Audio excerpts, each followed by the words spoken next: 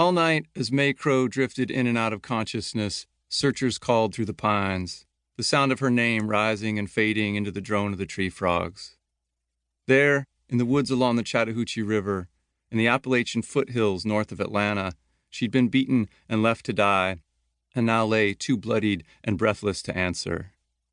Near dawn, as the first rays of sunlight dappled the gully, a farmer who'd known May all her life came stamping down a narrow footpath.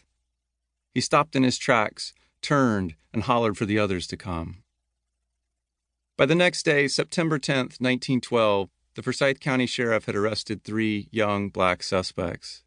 And while it would take 2 months and 3 separate deployments of the Georgia National Guard before Ernest Knox, 16, and Oscar Daniel, 18, were formally tried, convicted, and sentenced to hang, for the third prisoner, a 24-year-old man named Rob Edwards, death came quickly.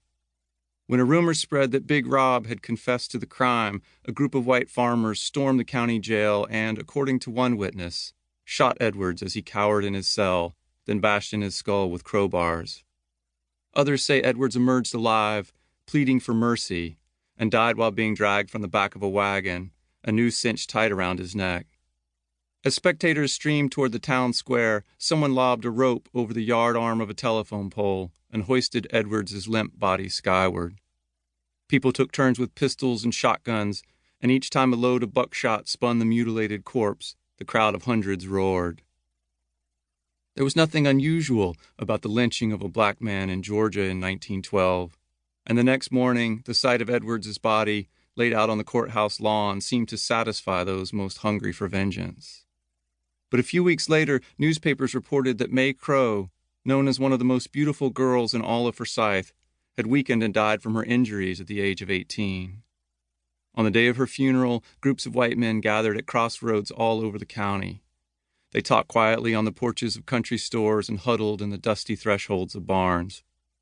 At the graveside, they held their hats over their hearts, eyes blazing as they watched May's mother, Azzie, weep over the casket. They were quiet and respectful all afternoon, according to one schoolmate of May's. But when darkness fell, she said, all hell broke loose in Forsyth County. That was the night bands of white men set out on horseback, riding toward the little clusters of cabins that dotted the woodlands and pastures along the river. Using posted notices, scrawled letters, rifles, torches, and sticks of dynamite, they delivered a message to their black neighbors, including many they had known and worked with all their lives. The black people of Forsyth could either load up and get across the county line before the next sundown, or stay and die like Rob Edwards. By the end of October, the night riders had forced out all but a handful of the 1,098 members of the African American community, who left in their wake abandoned homes and schools, stores and livestock, and harvest-ready crops standing in the fields. Overnight, their churches stood empty, the rooms where they used to sing River of Jordan and Go Down Moses now suddenly, eerily quiet.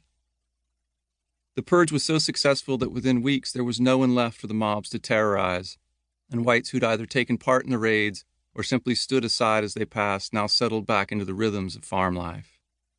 They shooed stray livestock into their own pens, milked their neighbors' lowing cows, and slopped their starving hogs, and at family tables they bowed their heads and said grace over the last of the meat raised by black hands. Eventually they picked the leaning corn rather than watch it all go to waste. And when years later the last remaining Negro cabins collapsed, they salvaged the boards and tore down the rotten fence posts that had once marked a border between black and white land. Generation after generation, Forsyth County remained all white, even as the Great War, the Spanish influenza, World War II, and the Civil Rights Movement came and went, and as kudzu crept over the remnants of black Forsyth. The people of the county, many descended from the lynchers and night riders, shook their heads as the South changed around them. They read about the clashes in Montgomery and Savannah and Selma and felt proud of their county's old-fashioned ways, its unspoiled beauty, and a peacefulness that they saw as a direct result of having run the niggers out. But now and again throughout the century, whenever someone intentionally or unwittingly violated the racial ban, white men could be counted on to rise up like they always had and drive the intruders away. Years might pass between such episodes, but each time it happened, Georgians were reminded that while the racial cleansing of 1912 seemed like ancient history, in truth, it had never really ended. In truth, many in Forsyth believed that racial purity was their inheritance and birthright, and like their fathers' fathers' fathers, they saw even a single black face as a threat to their entire way of life. I know because I was raised in Forsyth, just a few miles from Pleasant Grove Church where May Crow's casket was lowered into the ground. My family moved there in 1977 when I was in the second grade, and I spent my boyhood and teenage years living inside the bubble of Georgia's notorious White County. At first, I was too young to understand that Forsyth was different from the rest of America.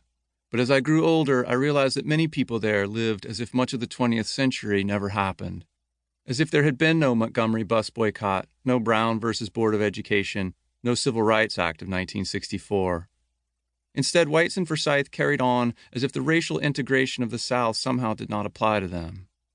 Nearly everyone I knew, adults and children, referred to black people as niggers, and for the entire time I lived there, in the 1970s and 80s, whites only was still the law of the land.